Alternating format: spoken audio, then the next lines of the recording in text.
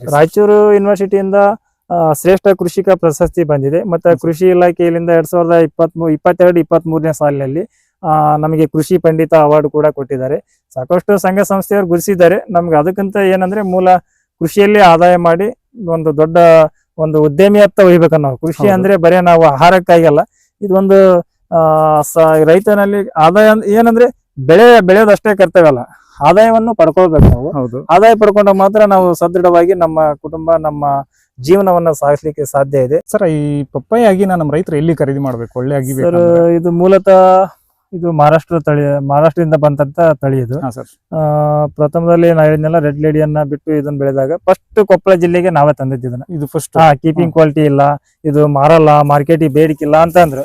But ನಮ್ದು ಸ್ವಲ್ಪ ಬಂಡ ಬೇರೆ, ಏನೋ ಆಗ್ಲಿ ಧೈರ್ಯ ಮಾಡಿ ಫಸ್ಟ್ ಒಂದ್ 4 ಎಕರೆ ಹಚ್ಚಿ ಸಕ್ಸಸ್ ಆದ್ವಿ. ಸಕ್ಸಸ್ ಆದಾಗ ನಿಮ್ಮ ಈಗೇನ ಸಾಮಾಜಿಕ ಜಾಲತಾಣದ ಮುಖಾಂತರ ಪ್ರಚಾರ ಮಾಡಿದ್ವಿ. ಹಂಗಾಗಿ ಆಲ್ ಕರ್ನಾಟಕನೇ ಸದ್ಯಕ್ಕೆ 15ನೇ ಇದೆ. 15ಕ್ಕೆ ಬಹಳ ಬೇಡಿಕೆ ಇರೋದ್ರಿಂದ ನಾವು ಮೂಲತಃ ನಮ್ದು ಕೂಡ ಸಸಿ ಕೂಡ ನಮ್ ನರ್ಸರಿಯಲ್ಲಿ ಒಂದು ಕಂಪ್ನಿ ಜೊತೆ ಟೈಪ್ ಆಗಿದ್ದೀವಿ.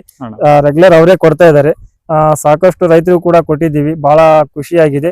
ಅವರು ಕೂಡ ಬೆಳೆದು ಒಳ್ಳೆ ಆದಾಯ ತಗೊಂಡು ಅವರು ಆರ್ಥಿಕವಾಗಿ ಬೆಳೆದಿದ್ದಾರೆ. ಕೆಲವೊಂದು ರೈತರು ಬಹಳ ತುಂಬಾ ಚೆನ್ನಾಗಿ ಬೆಳೆದು ಸಕ್ಸಸ್ ಆಗಿದ್ದಾರೆ. ಬಟ್ ಏನಂದ್ರೆ ಶ್ರಮ ಐತೆ ಇದರಲ್ಲಿ, ಶ್ರಮ ಪತ್ರ ಮಾತ್ರ ಪಪ್ಪಾಯಲ್ಲಿ ಆದಾಯ ಸಿಗೋದು ಸರ್.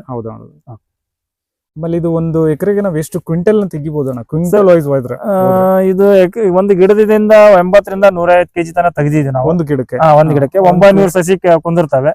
ಬಟ್ ನೀವು ಅಲ್ಲೇ ಲೆಕ್ಕ ಹಾಕೋರಿ, ಕ್ಯಾಲ್ಕುಲೇಷನ್ ಮಾಡ್ಕೋಬೇಕು. ಅದನ್ನ ಲೆಕ್ಕ ಹಾಕೊಂಡ್ರೆ ನೀವು 900 ಸಸಿ ಇಂಟು 80 ಕೆಜಿ ಹಿಡ್ಕ ನೀವು ಬಾಳ ಹಿಡ್ಕೋಬಾರ್ರಿ. ಅಷ್ಟಂತ್ರ ಬರ್ಲೇಬೇಕು. ಅಷ್ಟು ಬಂದ್ರೆ ಮಾತ್ರ ಪಪ್ಪಾಯಿ ಇಳುವರಿ. ಬಟ್ ರೇಟ್ ವೇರಿಯೇಷನ್ ಆಗುತ್ತಲ್ಲ, ಹಂಗಾದಾಗ ಏನಾಗುತ್ತೆ, ಆದಾಯ ಕಡಿಮೆ ಆಗ್ಬೋದು, ಇಲ್ಲ ಹೆಚ್ಚಾಗ್ಬೋದು. ನಮ್ಗೆ ಏನಿಲ್ಲ, ಸರಾಸರಿ ಅಂದ್ರೆ ಇದು ಜಾಸ್ತಿ ಚಳಿಗಾಲ ಮತ್ತು ಮಳೆಗಾಲದಲ್ಲಿ ತುಂಬಾ ಬೇಡಿಕೆ ಇರುತ್ತೆ. ಅವಾಗ ಸಾಕಷ್ಟು ಮಾರುಕಟ್ಟೆಗೆ ಬೇಡಿಕೆ ಇರೋದ್ರಿಂದ ಬೇಡಿಕೆ ಇದ್ದಾಗ ಬೆಳಿಬೇಕು. ಅಂದ್ರೆ ಗ್ರಾಹಕ ಏನನ್ ಬಯಸ್ತಾನೆ ಅವಾಗ ನಾವು ಅದನ್ನ ಬೆಳೆದು ಉತ್ಪಾದನೆ ಮಾಡಿಕೊಡೋ ಜವಾಬ್ದಾರಿ ನಂದು, ರೈತಂದು. ಇವಾಗೆಲ್ಲ ಈಗ ಕಂಪ್ಯೂಟರ್ ಕಾಲದಲ್ಲಿ ಇದೀವಿ.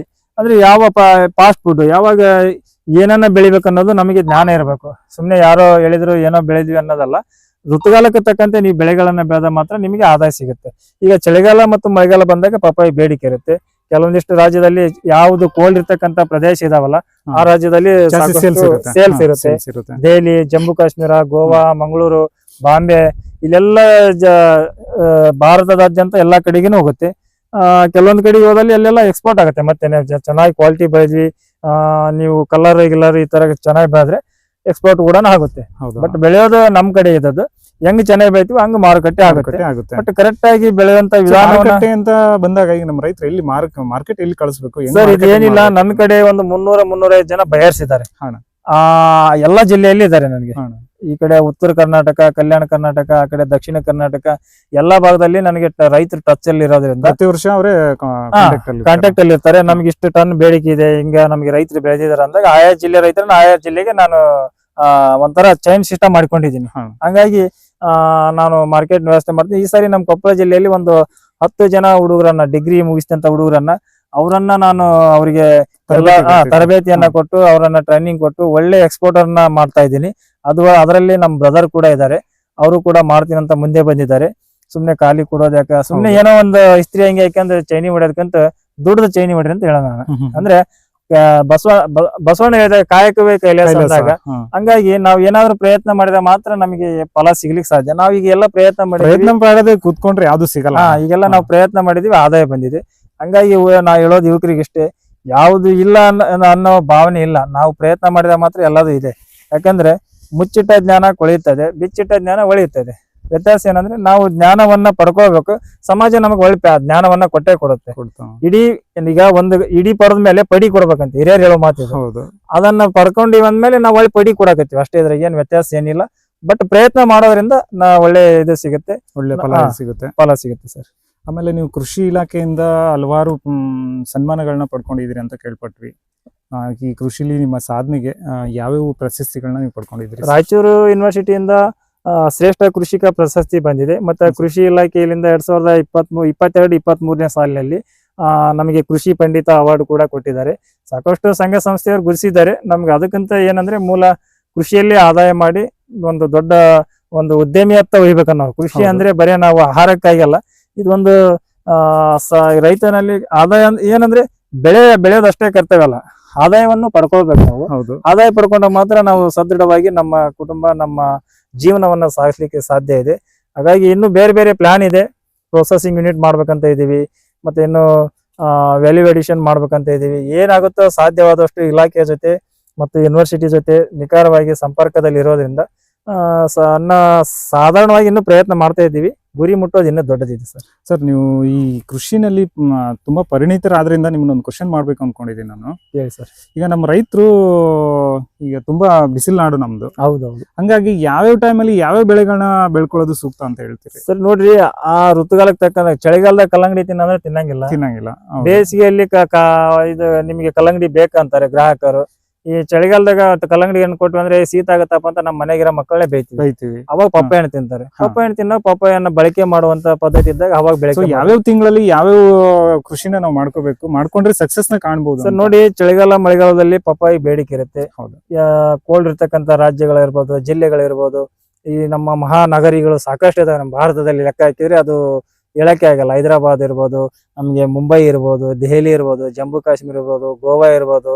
ಈ ಪ್ರವಾಸಿ ಸ್ಥಾನವೆಂದೇ ಪ್ರಸಿದ್ಧಿ ಆದಂತ ಗೋವಾದಲ್ಲಿ ಅತಿ ಹೆಚ್ಚು ಪಪ್ಪಾಯಿ ಹೋಗುತ್ತೆ. ಯಾಕೆ ಹೋಗುತ್ತೆ ಅಂದ್ರೆ ಅಲ್ಲಿ ಬೇರೆ ಬೇರೆ ವಿದೇಶದಿಂದ ಬರ್ತಾ ಇದ್ದಾರೆ, ಬೇರೆ ಬೇರೆ ಜಿಲ್ಲೆಯಿಂದ ತುಂಬಾ ತಂಪಿರೋದ್ರಿಂದ ಅಲ್ಲಿ ಸಮುದ್ರದ ಭಾಗದಲ್ಲಿ ಒಂದು ಪ್ರವಾಸಿ ಸ್ಥಾನ ಆಗಿರೋದ್ರಿಂದ ಅಲ್ಲಿ ಸಾಕಷ್ಟು ಪ್ರವಾಸಿಗರು ಬರ್ತಾರೆ. ಹಂಗಾಗಿ ಅಲ್ಲಿ ಪಪ್ಪಾಯಿಗೆ ಬಹಳ ಬೇಡಿಕೆ ಇದೆ. ಹಣ್ಣುಗಳಿಗೆ ಎಲ್ಲದಕ್ಕೂ ಬೇಡಿಕೆ ಇದೆ.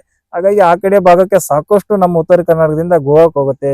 ಈ ಕಡೆ ನಮ್ಮ ದಕ್ಷಿಣ ಕರ್ನಾಟಕ ಮಂಗಳೂರಿಗೆ ಹೋಗುತ್ತೆ, ಬೆಂಗಳೂರು ಹೋಗುತ್ತೆ, ಮುಂಬೈ ಹೋಗುತ್ತೆ, ದೆಹಲಿ, ಜಮ್ಮು ಕಾಶ್ಮೀರ ಎಲ್ಲಾ ರಾಜ್ಯಗಳಿಗೂ ನಮ್ಮ ಕರ್ನಾಟಕದಿಂದಾನೇ ಒಂದು ದಿನಕ್ಕೆ ಏನಿಲ್ಲ ಅಂದ್ರೆ 100-110 ಗಾಡಿ ದೊಡ್ಡ ದೊಡ್ಡ ಟ್ರಕ್ ಗಟ್ಲೆ ಹೋಗುತ್ತೆ ಪಪ್ಪಾಯಿ. ಅಷ್ಟು ಆಹಾರ ಉತ್ಪಾದನೆ ಮಾಡ್ತಾ ಇದೀವಿ. ಬೇಡಿಕೆ ಅಂತ ಚೆನ್ನಾಗಿದೆ. ಬಟ್ ಋತುಕಾಲಕ್ಕೆ ತಕ್ಕಂತೆ ಬೆಳೀರಿ ಅಂತ ನಾ ಹೇಳ್ತೀನಿ. ಸೆಂಟ್ರಲ್ಲಿ ನೀರ್ ಬಿಡ್ತಿದ್ರಿ ಇದಕ್ಕೆ? ಹೌದು. ಡ್ರಿಪ್ ಅಲ್ಲದೆ ಮತ್ತೆ ಸೆಂಟ್ರಲ್ ಬಿಡ್ತಿದ್ರಿ? ಕಾರಣ ಏನಂತ? 2 ಡ್ರಿಪ್ ಅಲ್ಲದೆ ಮತ್ತೆ ಸೆಂಟ್ರಲ್ ಬಿಡ್ತೀವಿ. ಯಾಕಂದ್ರೆ ಅತಿ ಹೆಚ್ಚು ನೀರು ಬೇಕು ಸರ್. ಇದಕ್ಕೆ ನೀರು ಎಷ್ಟು ಕೊಡ್ತೀವೋ ಅಷ್ಟು ಇದು. ಇವಾಗ ಸ್ವಲ್ಪ ಬಿಸಿಲು ಜಾಸ್ತಿ ಆಗಿರೋದ್ರೆ ಒಂದ್ 4 ದಿನ ಆಯ್ತು ಬಿಸಿಲು ಜಾಸ್ತಿ ಆಗಿದೆ. ಹಂಗಾಗಿ ನೀರು ಮತ್ತೆ ಮಧ್ಯದಲ್ಲಿ ಕೂಡ ಹಾಸ್ತೀವಿ ಸರ್. ಅಂದ್ರೆ ಅವಶ್ಯಕತೆ ಬಿದ್ದಾಗ ಎಲ್ಲಾ ಬೇರುಗಳಿಗೆ ಸಮರ್ಪಕವಾಗಿ ನೀರು ಕೊಟ್ಟಾಗ ಮಾತ್ರ ಇದು ಸದೃಢವಾಗಿ ಕಾಯಿ ಕೊಡ್ಲಿಕ್ಕೆ ಸಾಧ್ಯ ಇದೆ ಸರ್. ಟೋಟಲ್ ಆಗಿ ಬೋರ್ವೆಲ್ ಎಷ್ಟಿದಾವ ಸರ್? ಬೋರ್ವೆಲ್ ಒಂದು 12-13 ಬೋರ್ವೆಲ್ ಇದಾವೆ ಸರ್. 13 ಬೋರ್ವೆಲ್ ಇದಾವೆ? 13 ಬೋರ್ವೆಲ್ ಇದಾವೆ. 13 ಬೋರ್ವೆಲ್ಗ ಎಲ್ಲಿ ಯಾವ ಮೋಟರ್ ಚಲವಾತು ಎಲ್ಲಿಲ್ಲ, ಬೆಳಗ್ಗೆ ಒಂದ್ ರೌಂಡ್ ಓಡಾಡೋದು ಅದೇ ಕೆಲಸ. ಹೆಂಗಣ ಮೇಂಟೆನೆನ್ಸ್ ಹೆಂಗ್ ಮಾಡ್ತೀವಿ? ಮಾಡ್ತೀನಿ ಸರ್. ಹಿಂಗೆ ಹುಡುಗರು ಇದಾರೆ ನಮ್ಗೆ, ಲೇಬರ್ ಕೆಲಸ, ಕೃಷಿ ಕಾರ್ಮಿಕರು ಇದಾರೆ. ಬಟ್ ಏನು ಹುಚ್ಚು ಗೊತ್ತಿಲ್ಲ, ಅದು ಏನ್ ಮಾಡ್ಬೇಕೋ ಗೊತ್ತಿಲ್ಲ. ಅದು ಪ್ರಯತ್ನದಿಂದ ಫಲ ಸಿಗುತ್ತೆ ಅನ್ನೋ ಒಂದು ಉದ್ದೇಶದಿಂದ ಮಾಡ್ತಾ ಇದೀವಿ. ಬಟ್ ಈಗಿನ ಕಾಲದಲ್ಲಿ ಕೃಷಿ ಬಹಳ ಖರ್ಚು ವೆಚ್ಚ ಇದೆ, ಇಲ್ಲಂತಲ್ಲ, ಖರ್ಚು ಜಾಸ್ತಿ ಮಾಡೋದು ಸರ್. ಪ್ರಯತ್ನ ಆಗುತ್ತೆ, ಅದ ಒಂದು ಪ್ರಯತ್ನದಿಂದ ಮಾಡ್ತಾ ಇದೀವಿ ಸರ್. ಎಷ್ಟು ಜನ ಬ್ರದರ್ಸ್? 2 ಜನ ಬ್ರದರ್ಸ್ ಇದೀವಿ, 2 ಸಿಸ್ಟರ್ಸ್ ಇದಾರೆ. ಅವರೆಲ್ಲ ಅವ್ರವ್ರ ಕಾಲ್ ಮೇಲೆ ಅವ್ರು ನಿಂತಿದ್ದಾರೆ ಸಿಸ್ಟರ್ಸ್. ಅಂದ್ರೆ ತೋಟ ಅಂದ್ರೆ ನೀವು ಒಬ್ಬರೇ ಮೇಂಟೆನೆನ್ಸ್? ನಾನೊಬ್ನೇ ಮಾಡೋದು. ತಮ್ಮ ಸ್ವಲ್ಪ ಇನ್ನು ಕೃಷಿ ಯಾಕೋ ಬರ್ತಾ ಇಲ್ಲ. ನಿಧಾನವಾಗಿ ಕೃಷಿಗೆ ಹೇಳ್ತಾ ಇದ್ದೀನಿ. ಇವಾಗ ಸ್ವಲ್ಪ ಓದಿದ್ದಾರೆ, ಓದಿದ್ರು ಏನು ಪರವಾಗಿಲ್ಲ. ಬಟ್ ಕೃಷಿನೇ ಮಾಡೋಣ ಅಂತ ಪ್ಲಾನ್ ಇಟ್ಕೊಂಡಿದ್ದೀವಿ. ಈಗ ಪಪ್ಪಾಯ ಅಲ್ಲದೆ ಮತ್ತೆ ಬೇರೆ ಬೆಳೆಗಳು ಏನೇನ್ ಮಾಡ್ತೀವಿ ಸರ್? ನಾವು ಸಾವಯವದಲ್ಲಿ ಭತ್ತ ಬೆಳ್ಕೊಂತೀನಿ, ಸಾವಯವದಲ್ಲಿ ತರಕಾರಿಗಳನ್ನ ಬೆಳ್ಕೊಂತೀನಿ, ಸಾಧ್ಯ ಆದಷ್ಟು ಸಿರಿಧಾನ್ಯಗಳನ್ನ ಬೆಳ್ಕೊತೀವಿ, ಕಬ್ಬು ಬೆಳಿತೀವಿ. ಕಬ್ಬು ಬೆಳಿತಾ ಇದೀವಿ. ಈ ವರ್ಷ ಕಬ್ಬು ಇಲ್ಲ, ಹೋದ ವರ್ಷ ಎಲ್ಲ ಕಬ್ಬು ಇತ್ತು, ಅದು ಕೂಡ ಬೆಳಿತೀವಿ ಸರ್. ಈ ತರ ಮನೆ ಬಳಕೆಗಾಗಿ ಕೃಷಿ ಅಂದ್ರೆ ಏನ್ ಸರ್? ಈ ತರ ನೋಡ್ರಿ, ಎಲ್ಲ ಪಪ್ಪಾಯ ಹಚ್ಚಿದೀವಿ. ಬಟ್ ಇದು ಒಂದ್ ಸಾಲ ಇಲ್ಲಿ ಗ್ಯಾಪ್ ಇದೆ. ಅದೇ ಯಾಕಣ? ನಮ್ ತಯಾರು ಬಿಡಲ್ಲ, ಎಲ್ಲಿ ಗ್ಯಾಪ್ ಇರಬಾರ್ದು. ಅಂದ್ರೆ ಅದೇ ಕೃಷಿ ಅನ್ನೋದು. ನೋಡಿ, ಎಷ್ಟರಲ್ಲಿ ಉಳ್ಳಗಡ್ಲಿ ಹಾಕಿದ್ದಾರೆ. ಸಾಕೆಲ್ಲ ಒಂದು 10 kg ಬರ್ಲಿ, ಬಾಳ ಬೇಡ, ಮನೆಗೆ ಆಗ್ಬಿಡ್ತೈತಿ. 10 kg ಬಂದ್ರೆ ಬೇಳೆ ಈಗೇನು ಇದರಿಂದ ಸಾಕಷ್ಟು ಸಾಂಬಾರ್ ಮಾಡ್ಬೋದು, ಹೋಳಿಗೆ ಮಾಡ್ಬೋದು, ಎಲ್ಲದಕ್ಕೂ ಯೂಸ್ ಆಗುತ್ತೆ. ಮನೆಗೆ ಯೂಸ್ ಆಗುತ್ತೆ ಎಲ್ಲದಕ್ಕೂ. ನಮ್ಗೆ ಉಳ್ಳಗಡ್ಲಿ ಅಂತೂ ಬಹಳ ಅವಶ್ಯಕತೆ ಇದೆ. ಹಂಗಾಗಿ ಉಳ್ಳಗಡ್ಲಿ ಕೂಡ ಬೆಳಿತಿದ್ವಿ. ಬಟ್ ನಮಗೆ ಏನ್ ಕುಟುಂಬಕ್ಕೆ ಬೇಕು ಎಲ್ಲ ನಮ್ ತೋಟದಲ್ಲೇ ಬೆಳಿತೀವಿ. ಚಿಲ್ಲಿ ಇರ್ಬೋದು, ಟೊಮೊಟೊ ಇರ್ಬೋದು, ತರಕಾರಿ, ಎಲ್ಲಾ ತರಕಾರಿಗಳನ್ನ ಬೆಳಿತೀವಿ. ಪ್ರತಿಯೊಂದು ಉಳ್ಳಗಡ್ಲಿಗಳನ್ನ ಬೆಳಿತೀವಿ. ಮಡಿಕೆ, ನಮ್ಮ ಉತ್ತರ ಕರ್ನಾಟಕ ಮಡಿಕೆ ಹೆಸರಿಗಂತೂ ಸಾಕಷ್ಟು ನಿಮಗೆ ಪದಾರ್ಥಕ್ಕೆ ಬಳಕೆ ಆಗುತ್ತೆ. ಸಾಂಬಾರಿಗೆಲ್ಲ ಬಳಕೆ ಆಗುತ್ತೆ. ತೊಗರಿ ಅವೆಲ್ಲ ಬೇಕಾಗುತ್ತೆ. ನಮ್ಮ ಕುಟುಂಬಕ್ಕೆ ಬೇಕಾದಷ್ಟು ಅವನ್ನ ಬೆಳಿತೀವಿ. ಬಟ್ ಮುಖ್ಯ ಬೆಳೆ ಅಂದ್ರೆ ಪಪ್ಪಾಯಿ ಸರ್.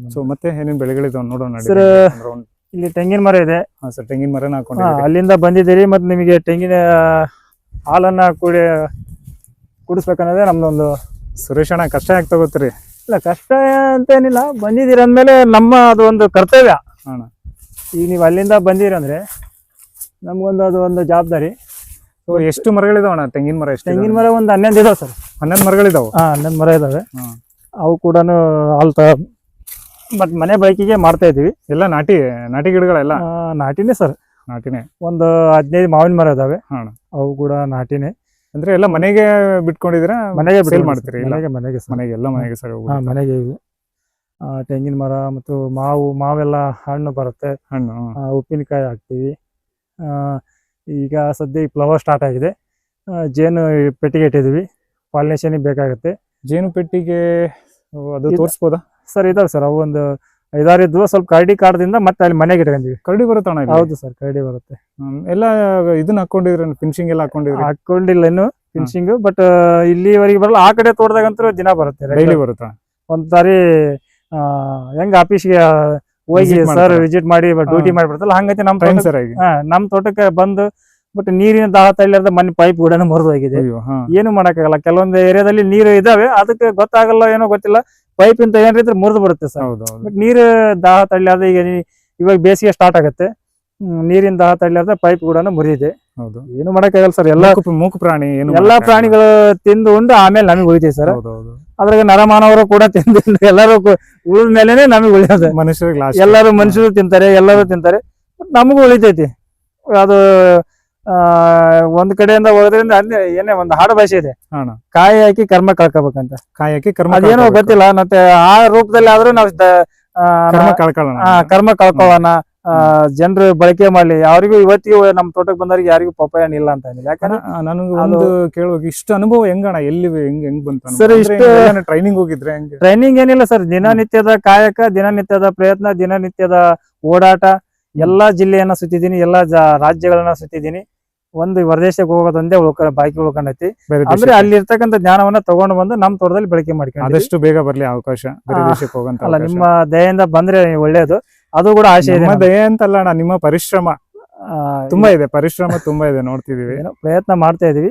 ಬಟ್ ಫಸ್ಟ್ ನಾನು ಜ್ಞಾನವನ್ನ ಸಂಪಾದನೆ ಮಾಡ್ಕೊಂಡು ಎಲ್ಲ ಜಿಲ್ಲೆಗಳಿಗೆ ಹೋಗಿ ಅಧ್ಯಯನ ಪ್ರವಾಸ ಮಾಡಿ, ಕೃಷಿ ಅಧ್ಯಯನ ಪ್ರವಾಸ ಮಾಡಿ, ಗುಲ್ಬರ್ಗ KVK ಇರ್ಬೋದು, ರಾಯಚೂರು ಯೂನಿವರ್ಸಿಟಿ ಇರ್ಬೋದು, ಬಾಗಲಕೋಟೆ ತೋಟಗಾರಿಕೆ ವಿಶ್ವವಿದ್ಯಾಲಯ ಇರ್ಬೋದು, ಈ ಕಡೆ ಧಾರವಾಡ ವಿಶ್ವವಿದ್ಯಾಲಯ ಇರ್ಬೋದು, ಬೆಂಗಳೂರು ತೋಟಗಾರಿಕೆ ಅಂತಾರಾಷ್ಟ್ರೀಯ ವಿಶ್ವವಿದ್ಯಾಲಯ ಇರ್ಬೋದು, ಎಲ್ಲವನ್ನ ಕೃಷಿ ಮೇಳದಲ್ಲಿ ಹೋಗಿ ಕಲಿತು ಇವತ್ತು ನಮ್ಮ ತೋಟದಲ್ಲಿ ಇರ್ತೀನಿ.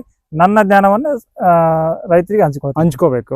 ಹಂಚ್ಕೊಳ್ಳೋದ್ರಿಂದ ಬೆಳೆಯುತ್ತೆ ಅಂತ ಕೇಳಿದೀವಿ. ಅದೇ ಹೇಳ್ತೀನಲ್ರಿ, ಯಾವತ್ತು ಜ್ಞಾನವನ್ನ ಅದನ್ನ ಕೊಳಿಲಿಕ್ಕೆ ಬಿಡಬಾರ್ದು, ಹಂಚ್ಕೊಳ್ಬೇಕು. ಅಂದಾಗ ಮಾತ್ರ ಅದು ಏನೋ ಒಂದು ಯಾವ್ದೋ ಒಂದು ರೂಪದಲ್ಲಿ ಇಲ್ಲ ಇಂಥವ್ರು ಸಹಾಯ ಮಾಡಿದ್ರು, ಅವರಿಂದ ನಾವು ಜ್ಞಾನ ಪಡ್ಕೊಂಡ್ವಿ ಅಂತಂದು. ಸುರೇಶಣ್ಣ, ತಮ್ಮ ಅತ್ಯಮೂಲ್ಯವಾದ ಟೈಮ್ನ ಕೊಟ್ರಿ, ಜೊತೆಗೆ ತುಂಬಾ ನಮ್ಮ ರೈತರಿಗೆ ಉಪಯುಕ್ತ ಮಾಹಿತಿಗಳನ್ನ ಕೊಟ್ರಿ. ಸ್ನೇಹಿತರೆ, ಯಾವುದೇ ಮಾಹಿತಿ, ಕೃಷಿ ಬಗ್ಗೆ ಯಾವುದೇ ಮಾಹಿತಿ ಆಗ್ಲಿ, ನಮ್ಮ ಸರ್ನ ಕಾಂಟ್ಯಾಕ್ಟ್ ಮಾಡ್ರಿ. ಡಿಸ್ಕ್ರಿಪ್ಷನ್ ಅಲ್ಲಿ ನಂಬರ್ನ ಹಾಕಿರ್ತೀನಿ. ಪ್ರತಿಯೊಂದು ಮಾಹಿತಿನೂ ಯಾವುದೇ ಮುಚ್ಚುಮರೆ ಇಲ್ಲದೆ ಕೊಡ್ತಾರೆ. ದಯವಿಟ್ಟು ಕಾಂಟ್ಯಾಕ್ಟ್ ಮಾಡಿ. ನಮಸ್ಕಾರ sir. Thank you sir. Thank you. ಧನ್ಯವಾದ.